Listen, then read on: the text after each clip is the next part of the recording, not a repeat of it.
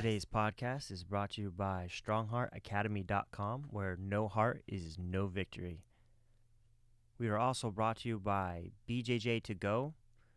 If you want to build your game and learn jiu-jitsu, go to bjjtogo.com. Third thing we're brought to you by is Rat Bat. You got rats? Want to kill bats? Kill them with a rat bat. Fourth thing we're brought to you by is hot dog flavored water ingredients. If you want to add it to your smoothie, hot dog flavor ingredient. Okay, so this one is a more somber podcast. My first one was pretty somber. My first one was about my putting my dog down, and that was not fun. Last night, my grandmother passed away, and she's the last one of my grandparents that are around.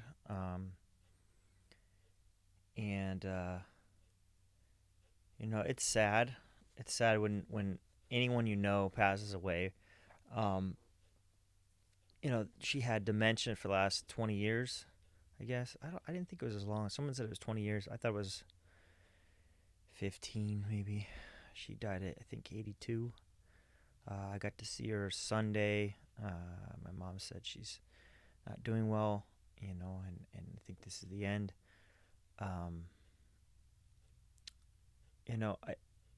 It's a bummer the way that she had to go, because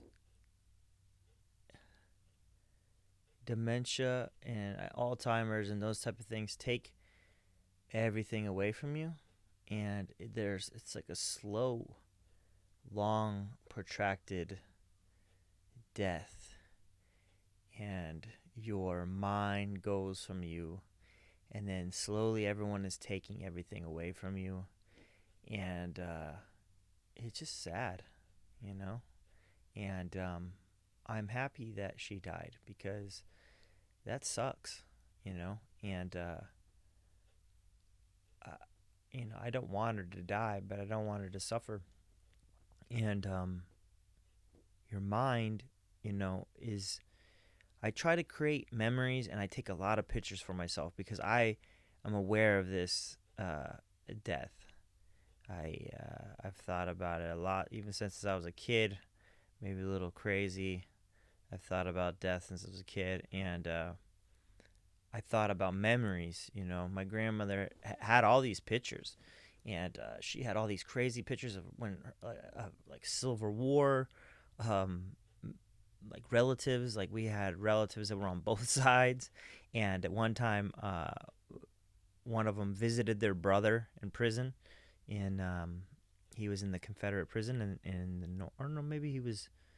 It was a Confederate soldier. I think it was in the North. And the brother was in the North. He visited the Union. Visited his brother in prison, which was in a Union prison. But just all these cool pictures, And my always theory was, my memory is not good, and I'm not even 40 yet, and I forget things all the time, and I'm worried sometimes of of getting Alzheimer's. My dad's side has Alzheimer's, and my grandmother, she had dementia, but she had chronic dementia or something like that, which is like when you smoke and then your carotid artery is obstructed. You're not getting as much oxygen to your brain, enough to survive, but slowly I think it's killing off brain cells, because it's not getting enough oxygen, enough to survive, but it slowly takes your brain away. And when you're like that, it's and my grandfather had it on my dad's side, and I remember my mom had to help out a lot, because my dad was working, and had to take things away from my grandfather. He lost his license, but then he was like crafty, so they tried to take the keys away. He had an extra set of keys at one point, and then they tried to take the battery out of the car. Then my grandfather called a company to come out and put a battery in the car, and finally they took it away, and he couldn't drive anymore. And he was not safe to drive, but it, just having your freedom taken away from you, and rightfully so, because you're a danger to yourself and others sometimes. But it's a sad thing, when we're young, you're constantly gaining freedom from movement, of crawling and rolling around, and then walking, and bicycles, and then cars, and then planes, and then so on and so on and so on. So your freedom is your freedom of movement, your freedom to do what you want when you want it, and sometimes gets taken away from you. So all you have left is your memories. Sometimes when your mobility goes away, um, and then when you have a mental illness like dementia or Alzheimer's, that goes away, and I can't imagine how scary that is to not know where you're at, what's going on. I got knocked out one time training with a friend, and I was at his gym, and I got kicked in the head, and not malicious or anything, but it was just training, sparring, and I got knocked out, and I remember feeling like I woke up and I didn't know where I was at, and I remember how scary the feeling was, and I controlled myself, and I asked my friend, this is gonna sound weird, but why am I here? And then he kind of explained what happened, but I had like a 5 minute gap of memory that's still not here to this day. Um, and I remember how scary that was, and then I remember the concussion, I felt like my cognitive ability lowered for a couple months. It must have been a bad knockout. I ended up going to the hospital and getting it checked out, and they had no brain swelling or anything. But I remember how scary that feeling was of not having control of your mind, and again, when you're forced to be sedentary, and they're taking things away from you, your family, or the state, or whatever ends up happening, and then your mind and your memories are not there. Sometimes memories can keep us. Nostalgia is important. It's good. It's good for you to take stock of what your life is too. And when that goes away, that's a sad thing. And then not really knowing, and then you gotta trust. I remember meeting my grandmother, and my kids got to meet my grandmother when she was in the Beatitudes, and they had a memory care facility, and she would talk, and sometimes she would, it was still there, and then other times it was gone, and then, my kids got to meet her, and then and she was still pretty fairly, she can speak. She would get confused about things, and she would always like, when are we going to leave here? I like visiting here. She's been there for like a couple years, and she would always be like, when are we going to go? When can we go? It was nice visiting here, but it's time to go. And like, okay, Grandma. And then I remember when she stopped remembering who I was, and then for some reason she knew me for quite a long time. I was her first grandchild. I don't know if that makes a difference, but and then she didn't know her kids anymore, and my aunts would visit her quite a bit, and I have one uncle, but my mom and her twin and my other aunt would visit her a lot, and a lot. I think my aunt visited her almost once a week, and that's to try to keep her company, make sure that she's being taken care of too. That's important too.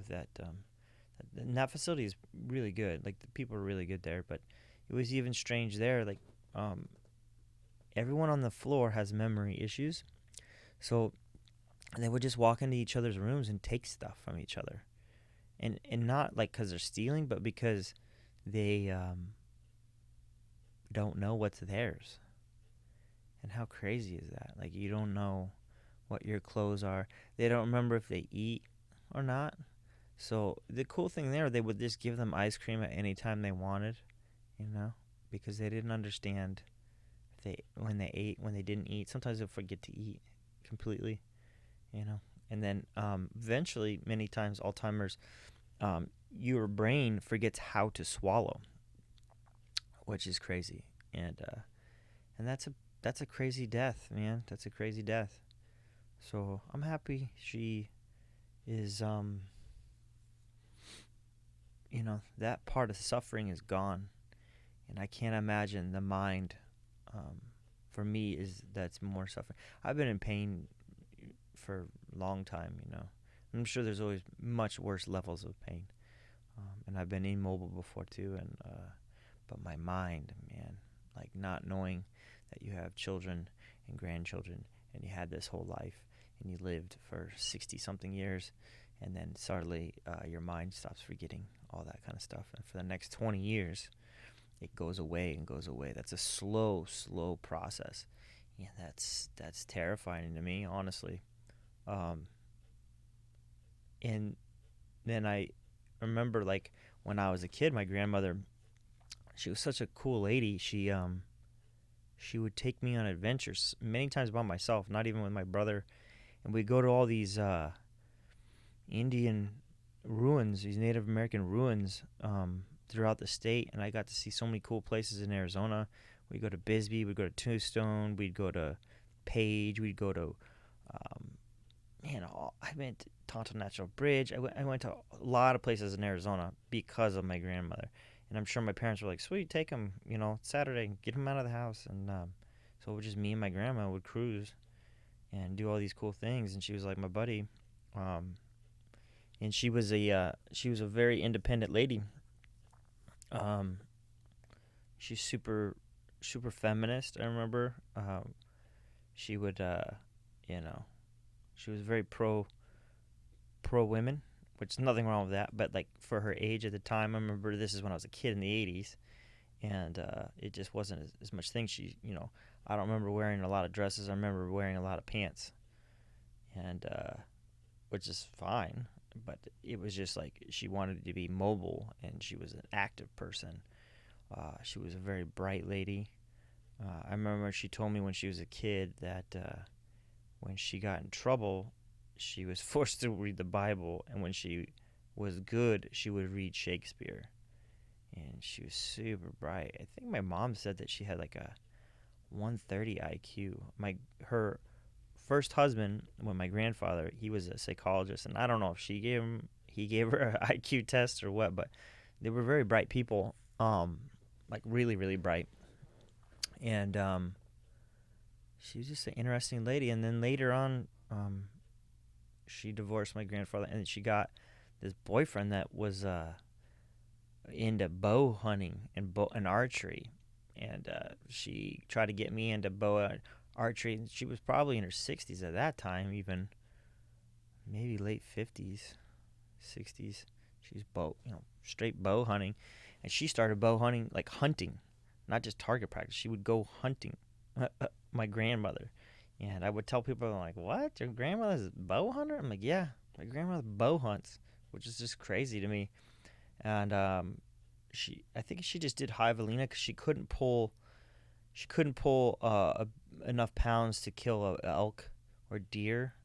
Her boyfriend did, but she would still go on those hunts too with her boyfriend, um, which is just crazy weird to me. But she was just an interesting lady, and the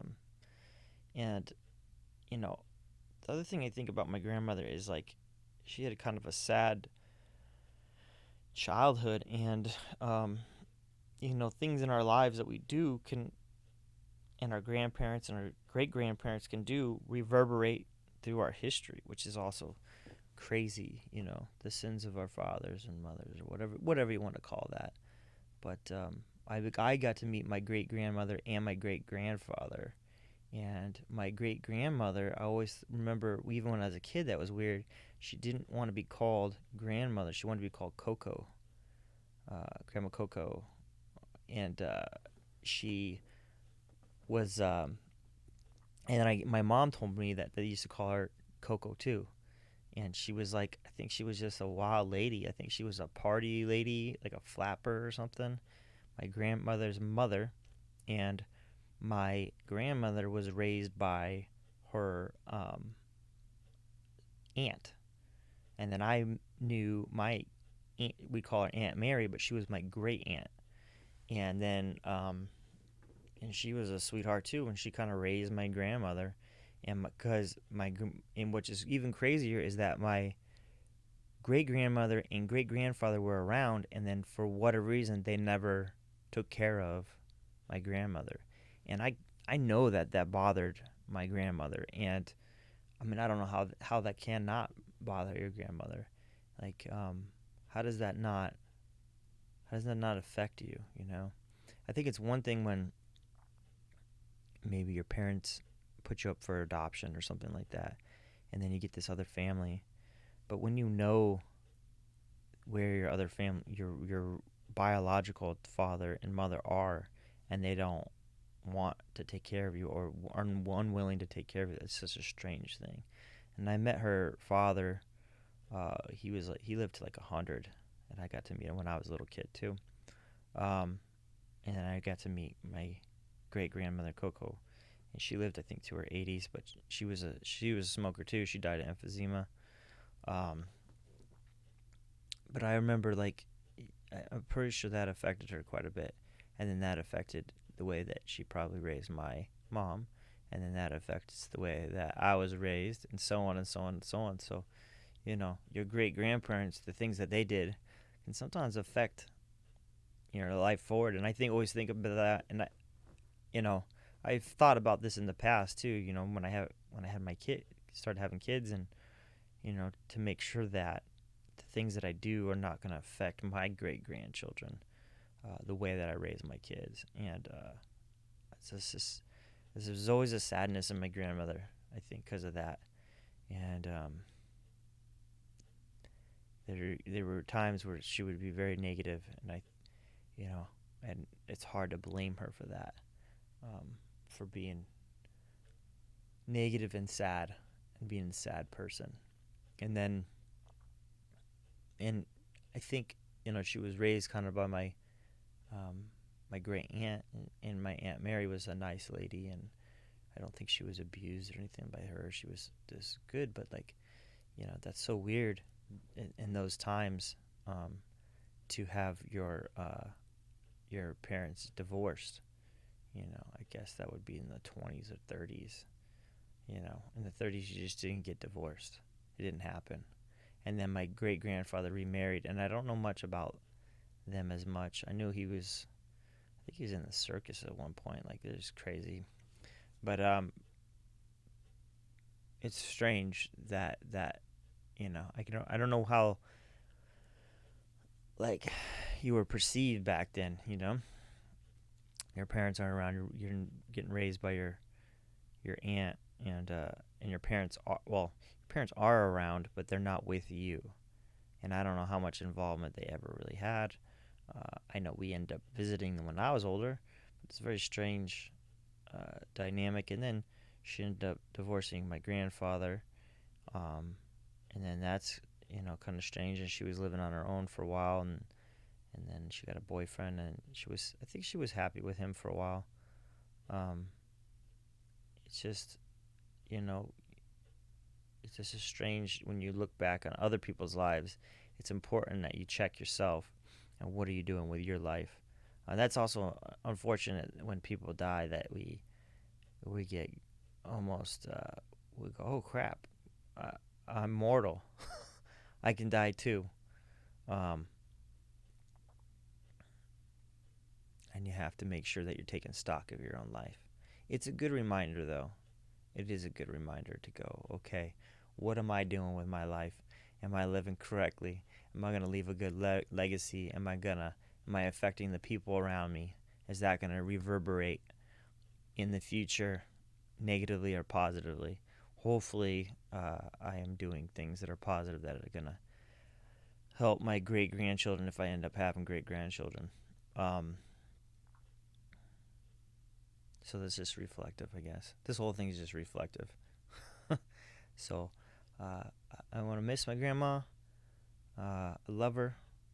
She was always kind to me, and she was fierce and intelligent and pretty wise. And I'm glad she's not suffering anymore, wherever she went. So anyway, it's a short one today. Peace. Bye.